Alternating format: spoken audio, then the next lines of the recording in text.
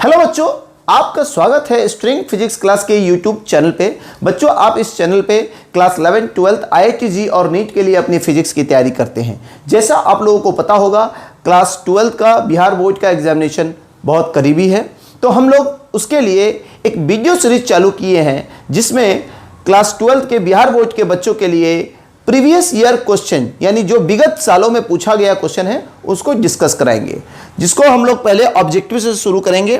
ठीक है, तो अभी देखिए हम लोग ऑब्जेक्टिव सीरीज जो शुरू करने जा रहे हैं बिहार बोर्ड के लिए, इसमें फर्स्ट क्वेश्चन जो डिस्कस करा रहे हैं 2021 यानी 2021 का ये क्वेश्चन है।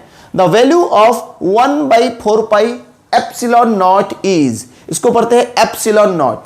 अब आप समझिए इसका वैल्यू बताना है, तो आप सोचिए कि इसको कहां आप देखे थे, तो हमें लगता है आप इसको कूलम्स लॉ में देखे होंगे। कूलम्स लॉ जिसमें दो चार्ज के बीच आकर्षण या विकर्षण का बल निकालना पड़ता है, अट्रैक्शन या रिपल्शन का फोर्स निकालना पड़ता है।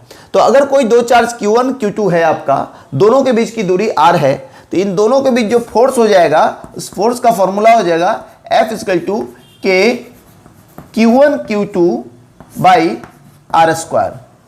अब ध्यान दीजिएगा, ये K जो है इसको बोलते हैं हम लोग इलेक्ट्रोस्टैटिक कांस्टेंट, जिसका वैल्यू है 1/4 पाई एप्सिलॉन नॉट, यानी इसी के बारे में बात किया जा रहा है, into Q1 Q2 by R²। इसको कहते हैं इलेक्ट्रोस्टैटिक कांस्टेंट। ठीक है, इसको कहते हैं K को 1/4 पाई एप्सिलॉन नॉट और उसका मैथमेटिकल वैल्यू है 9 × 10⁹ न्यूटन मीटर स्क्वायर और कूलम इनवर्स स्क्वायर। ठीक है, इसका यूनिट, किसी भी चीज़ का यूनिट निकालना हो तो आप उसके फॉर्मूला को लिख दें। फॉर्मूला को लिखने के बाद जिसका यूनिट निकालना है उसको एक तरफ करें और बाद बाकी चीज़ों को दूसरी तरफ करें। चलिए इसमें हम लोग देखते हैं, अगर K का यूनिट निकालना है तो K को एक तरफ करें तो क्या हो जाएगा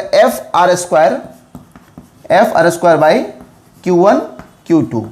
F का यूनिट न्यूटन, देखिए वहां पे न्यूटन है, R का यूनिट मीटर तो मीटर स्क्वायर है, और Q का होता है coulomb, coulomb into coulomb, coulomb square, ऊपर जाएगा तो कूलम का पावर -2। तो आपको मिल गया इलेक्ट्रोस्टैटिक कांस्टेंट K का value 9 × 10⁹ newton metre square coulomb inverse square. तो आपका ऑप्शन कौन सा सही हो जाएगा? A, क्योंकि A में जो दिया हुआ है 9 × 10⁹ newton metre square coulomb inverse square. बच्चों, आप ऑब्जेक्टिव को तभी बना पाएंगे जब आपको कंसेप्ट याद होगा, और ये फॉर्मूला आया कूलम्स लॉ से। अगर आप कूलम्स लॉ को नहीं जानते हैं तो आप जाइए स्ट्रिंग फिजिक्स क्लासेस के यूट्यूब चैनल पर जाकर हम लोगों का क्लास 12 का इलेक्ट्रोस्टैटिक का पहला लेक्चर को देखिए, तो वहां पे आपको कूलम्स लॉ के बारे में जानकारी दी जा रही है। इसके बावजूद अगर कोई प्रॉब्लम है तो आप कमेंट बॉक्स में जाकर लिख सकते हैं। ठीक है, अब हम लोग नेक्स्ट क्वेश्चन को करेंगे। बच्चों, अब सेकंड क्वेश्चन जो कहता है, ध्यान देंगे, which of the following relation is correct, इसमें से कौन सा रिलेशन जो है करेक्ट है। चलिए, ये सारे फॉर्मूला देखकर यह पता चलता है कि इलेक्ट्रिक फील्ड इंटेंसिटी के फॉर्मूला के बारे में कहा जा रहा है। तो चलिए, इलेक्ट्रिक फील्ड इंटेंसिटी का जो फॉर्मूला होता है E = F/Q होता है, जिसको और आगे हम अगर लिखेंगे, ध्यान दीजिएगा, K Q/R² भी हो सकता है। ध्यान देंगे, ये Q अलग है, ये Q अलग है, तो मैं इसको Q0 लिख देता हूं। ठीक है, या इसको ऐसे लिख सकते हैं Q0/4 pi epsilon not R²। तो या तो हम इलेक्ट्रिक फील्ड इंटेंसिटी का फॉर्मूला F/Q लिख सकते हैं, या तो हम इस फॉर्म में लिख सकते हैं।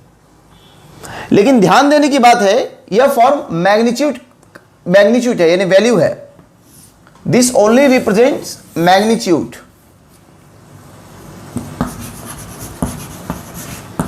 Magnitude of electric field intensity. तो हम अगर इस फॉर्मूला को देखें E = F/Q, पहला सही है।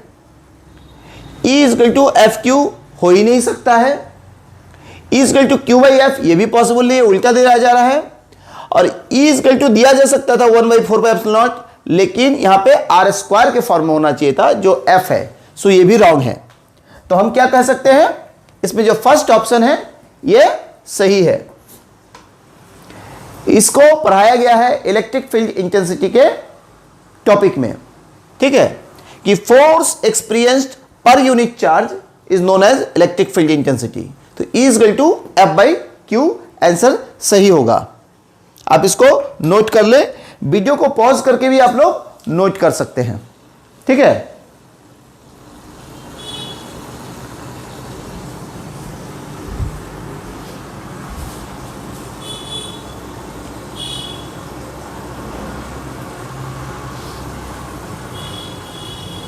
हेलो बच्चों, अब हम लोग नेक्स्ट क्वेश्चन की तरफ बढ़ते हैं। इस क्वेश्चन में लिखा हुआ है electric potential is equal to. बच्चों, इलेक्ट्रिक पोटेंशियल एक स्केलर क्वांटिटी होता है और इलेक्ट्रिक पोटेंशियल का जो डेफिनेशन है work done per unit charge, यानी इलेक्ट्रिक पोटेंशियल जिसको हम लोग V से डिनोट करते हैं ये होता है work done per unit charge, यानी किसी एक चार्ज को एक पॉइंट से दूसरे पॉइंट में ले जाने पर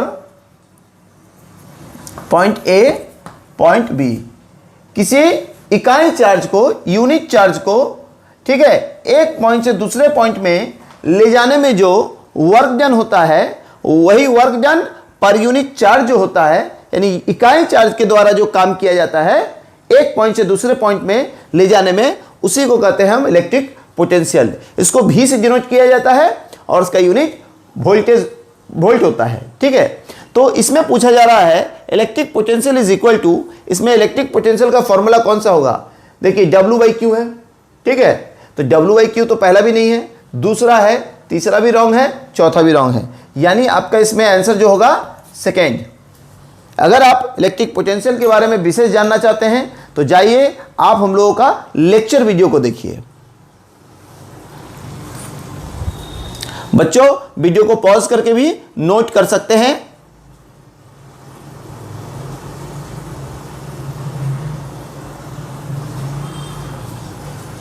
तो अब हम लोग नेक्स्ट क्वेश्चन कर रहे हैं, SI unit of electric dipole moment is. ध्यान दीजिएगा, इलेक्ट्रिक डाइपोल मोमेंट होता क्या है, पहले हम लोग उसको समझे। दोनों चार्ज का वैल्यू समान लेकिन नेचर अलग अलग, यानी एक प्लस तो एक माइनस, यानी two equal but opposite charges. Okay, दो चार्ज बराबर हैं लेकिन अपोजिट है, याद रखिएगा, बराबर होना चाहिए और अपोजिट होना चाहिए। ये सिस्टम जो एक दूसरे से कुछ दूरी पर हो, ये दोनों चार्ज एक दूसरे से कुछ दूरी पर हो, तो ये सिस्टम को हम इलेक्ट्रिक डाइपोल कहते हैं। मान लेते हैं इन दोनों के बीच की दूरी है r, ठीक है, तो ये इलेक्ट्रिक डाइपोल हो गया। अब इस इलेक्ट्रिक डाइपोल का जो अपना क्षमता होगा, स्ट्रेंथ होगा, इसको कहेंगे इलेक्ट्रिक डाइपोल मोमेंट, ठीक है, इसको कहेंगे हम लोग electric dipole moment, MOMENT, moment, movement नहीं, मोमेंट। इसको P से डिनोट करते हैं, वेक्टर P, और इसका दिशा नेगेटिव टू पॉजिटिव दिशा होता है, यानी इस नेगेटिव चार्ज से पॉजिटिव चार्ज की तरफ इलेक्ट्रिक डाइपोल मोमेंट का दिशा होगा, माइनस से प्लस की तरफ, ठीक है। अब इसका जो वैल्यू होता है, ध्यान दीजिए, Q इंटू, Q मतलब दोनों में से एक चार्ज का वैल्यू इंटू दोनों के बीच की दूरी, तो इसको हम वेक्टर R में लिख देते हैं दूरी को, क्लियर, क्योंकि ये वेक्टर क्वांटिटी है। अब ध्यान दीजिए, इसका यूनिट लिखना है, तो किसी भी चीज का यूनिट लिखना है तो उसके फॉर्मूला को लिखिए और उसमें सारे चीजों का यूनिट लिख दीजिए, तो उसका यूनिट हो जाएगा। Q कूलम होता है, R मीटर इन दूरी होता है, यानी इसका यूनिट होगा कूलम मीटर, इसका यूनिट होना चाहिए कूलम मीटर। इसमें मिलाइए कौन सा है, पहला ही है कूलम मीटर, दूसरा cm square, cm-1 cm-2 power, तो ये नहीं होगा, यानी पहला ही ऑप्शन सही होगा कूलम मीटर। बच्चों किसी भी चीज का अगर यूनिट लिखना है तो उसका फॉर्मूला आपको पता होना चाहिए, तभी आप उसमें बाकी चीजों का यूनिट लिख देंगे तो उसका फॉर्मूला, उसका यूनिट पता हो जाएगा। ठीक है, चलिए, इसके बावजूद इस टॉपिक में अगर दिक्कत है तो आप जाके हमारे चैनल से लेक्चर वीडियो को देखें, आप इसको नोट करें, वीडियो को रोक कर भी आप नोट कर सकते हैं।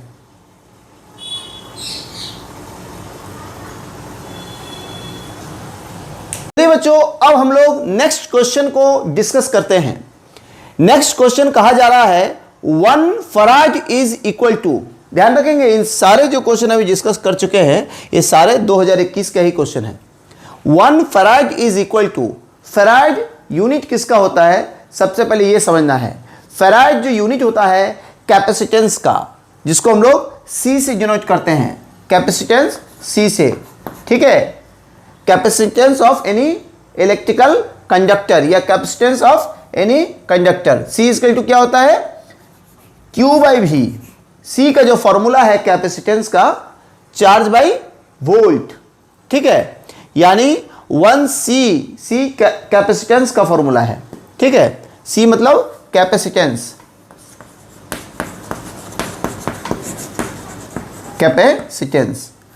Capacitance is equal to charge per unit volt होता है, और चार्ज का यूनिट क्या होगा, कूलम होगा। वोल्ट का क्या होगा, पोटेंशियल Q/V, पोटेंशियल का क्या यूनिट होगा, वोल्ट होगा, यानी इसका यूनिट क्या हुआ, कूलम पर वोल्ट, इसका यूनिट हुआ कूलम पर वोल्ट। और अगर वोल्ट को ऊपर ले जाएंगे तो जगह वोल्ट पर पावर -1, यानी 1 फैराड इज इक्वल टू हो गया 1 कूलम बाई 1 वोल्ट, यानी 1 CV-1 होगा, यानी 1 CV-1। ये बी आपका ऑप्शन सही है, ठीक है। अब आप बोलेंगे सर यहां भी सी लिख दिए, यहां भी सी लिख दिए। बच्चों ये कैपेसिटेंस का सी है और क्यू का यूनिट होता है कूलम, तो कूलम को सी लिखते हैं, यानी ये चार्ज है, चार्ज पर यूनिट वोल्टेज है, यानी पोटेंशियल है, तो चार्ज का यूनिट कूलम होता है, ये यूनिट नहीं है, ये कैपेसिटेंस है, ठीक है। और चूंकि चार्ज का यूनिट कूलम होता है इसलिए मैंने इसके लिए सी लिखा है, ठीक है, यानी 1 farad is equal to 1 CV-1, ठीक है। बच्चों आप इसको नोट कर ले।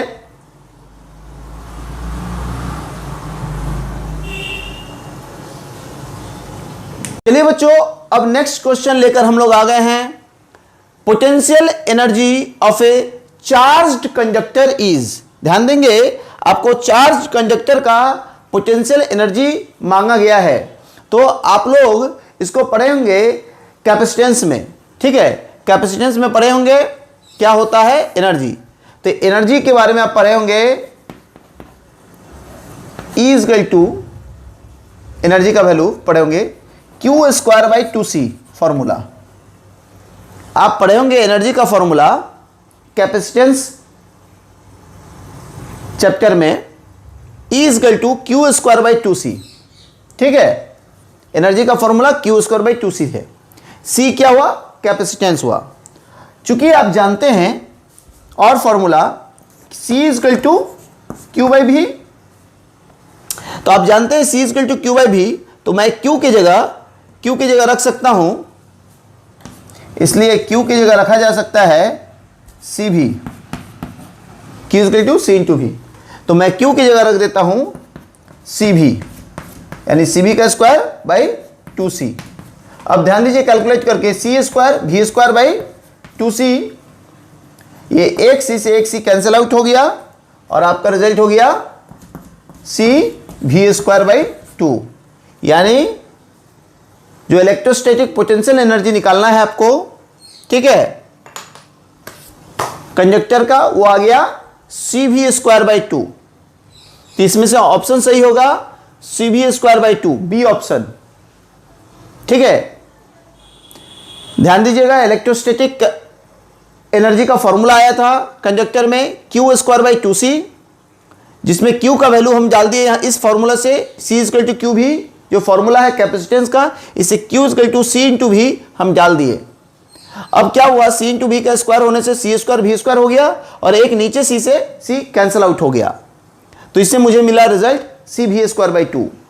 ये आपका बी जो ऑप्शन है वो सही है, सी भी स्क्वायर बाई 2। बच्चों नोट करें इसको, वीडियो को रोक कर भी नोट कर सकते हैं। चलिए बच्चों, अब हम लोग का नेक्स्ट क्वेश्चन है the relative permittivity of a medium is. ठीक है, रिलेटिव परमिटिविटी क्या होता है बच्चों? रिलेटिव परमिटिविटी इसी को कहते हैं हम लोग डाई इलेक्ट्रिक कॉन्स्टेंट। ठीक है, तो डाई इलेक्ट्रिक कॉन्स्टेंट क्या होता है? अगर कोई दो चार्ज पार्टिकल Q1 Q2 कुछ दूरी पर है, ठीक है, एक बार इस चार्ज पार्टिकल को हम लोग क्या किए, फ्री स्पेस में रखें, तो तब फोर्स का फॉर्मूला हो जाएगा F0 इजकल टू, ध्यान दीजिएगा, Q1 Q2 by 4 pi epsilon naught R square. अब सेम इसी चार्ज पार्टिकल्स को इतनी ही दूरी पर किसी मीडियम में रखेंगे, क्योंकि मीडियम में रखने पर क्या होता है, किसी दूसरे मीडियम में फ्री स्पेस को छोड़कर किसी दूसरे मीडियम में रखने से उन दोनों के बीच जो फोर्स लग रहा होता है उसका वैल्यू कम हो जाता है। तो जब मीडियम में रखेंगे तो हो जाएगा, उसको FM लिख सकते हैं, FM किसी मीडियम में जो फोर्स लग रहा होगा, तो FM हो जाएगा Q1 Q2 by 4 pi epsilon R square. Medium के लिए एप्सिलॉन रख दिए, क्योंकि ये एप्सिलॉन जो है ये बदलता है, ये नॉट फ्री स्पेस के लिए है, ये किसी मीडियम के लिए है। कहीं कहीं पर एप्सिलॉन की जगह एप्सिलॉन M भी लिखा हुआ होगा। तो रिलेटिव इलेक्ट्रिकल परमिटिविटी क्या होता है, इन दोनों फोर्स का रेशियो, अनुपात। ठीक है, यानी एप्सिलॉन R जो पूछा गया आपको, ये होता है F0 बाई FM। तो F0 क्या है, Q1 Q2 by 4 pi epsilon naught R square divided by ये हो गया, तो 4 pi epsilon R square by Q1 Q2। गौर से देखिएगा, Q1 Q2 कैंसिल हो गया, 4 पाई कैंसिल हो गया, आर स्क्वायर कैंसिल हो गया, तो एप्सिलॉन R आ गया आपको epsilon by epsilon naught. So epsilon is equal to है आपको एप्सिलॉन बाई एप्सिलॉन नॉट। इसमें जो आपका पहला आंसर है एप्सिलॉन बाई एप्सिलॉन नॉट, यही होगा रिलेटिव इलेक्ट्रिकल परमिटिविटी। इसी को डाइलेक्ट्रिक कांस्टेंट भी बोलते हैं। यानी हो सकता है अगले साल इसी को डाइलेक्ट्रिक कांस्टेंट बोल के क्वेश्चन पूछ दे।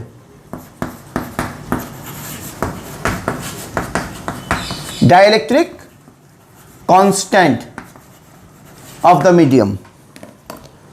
बच्चों आप इसको नोट करें, इसके बारे में डिटेल जानना है तो आप हमारे चैनल के लेक्चर वीडियो को जाकर देखें।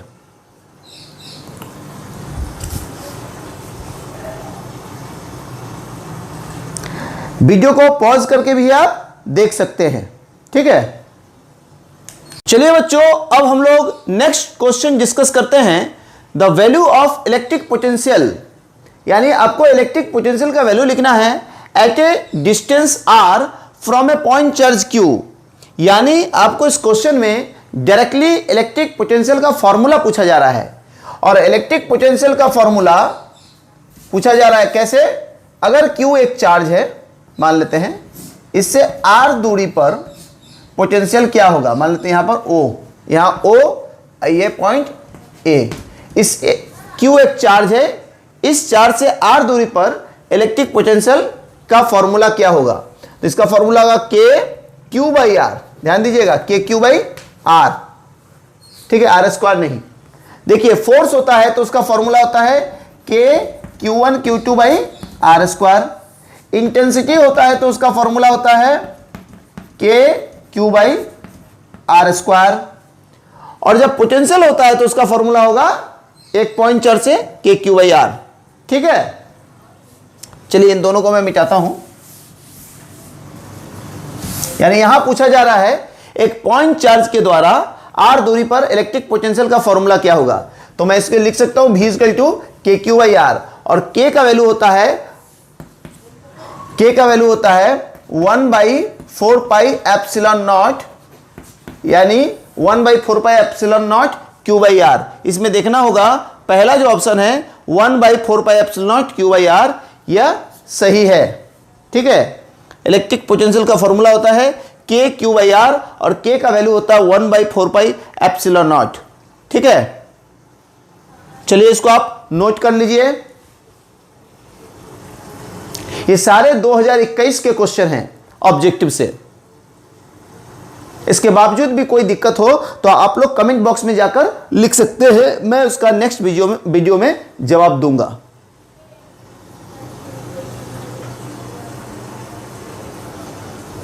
चलिए बच्चों, अब हम लोग नेक्स्ट क्वेश्चन डिस्कस करते हैं सरफेस डेंसिटी ऑफ चार्ज, या कहीं कहीं इसको यह भी लिखा जा सकता है surface charge density is equal to, यानी आपको सरफेस चार्ज डेंसिटी का फॉर्मूला पूछा जा रहा है।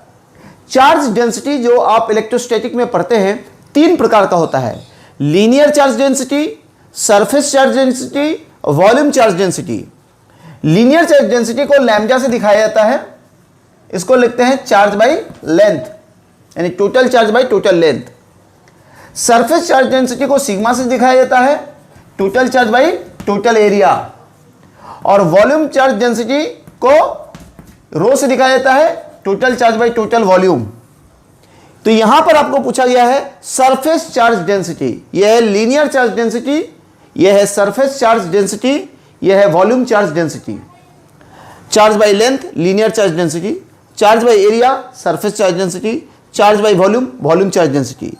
तो आपसे पूछा जा रहा है surface charge density is equal to, इसमें से कौन सा होगा, total charge into total area, संभव ही नहीं है। Total charge by total area, total charge by total area surface charge density, तो ये आपका ऑप्शन सही है। ठीक है, लेकिन यहां पर लीनियर चार्ज डेंसिटी भी पूछा जा सकता था, तब होता है total charge by total length. Volume charge density भी पूछा जा सकता था, तब लिखते total charge by total volume. ठीक है बच्चों, इसको नोट कर लीजिए।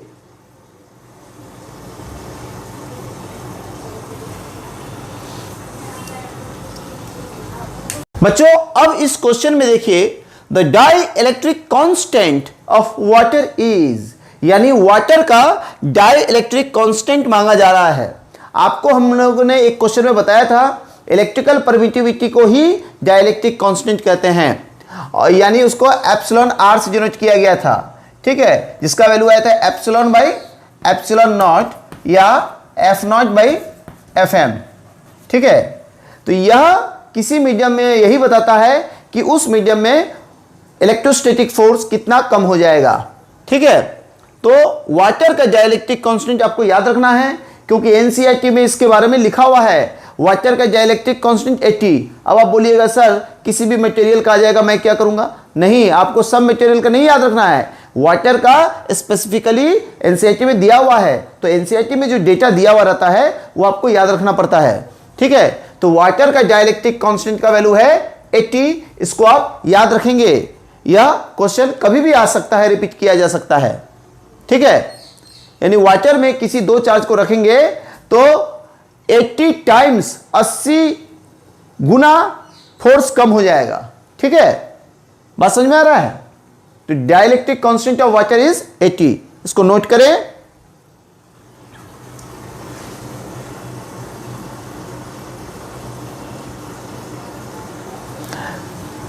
बच्चों आप वीडियो को पॉज करके भी नोट कर सकते हैं। ठीक है, हम लोग इसी तरह से वीडियो सीरीज चलाते रहेंगे, जहां पर बिहार बोर्ड के लिए प्रीवियस ईयर यानी पिछले सालों का आया हुआ क्वेश्चन को डिस्कस करेंगे। अभी यह ऑब्जेक्टिव सीरीज चल रहा है, जैसे ऑब्जेक्टिव खत्म होगा शॉर्ट और लॉन्ग को भी हम लोग कराएंगे। हर क्वेश्चन को पूरा थ्योरी के साथ कराएंगे। इसके बावजूद भी अगर आपको कोई दिक्कत हो तो आप कमेंट बॉक्स में जाकर लिख सकते हैं।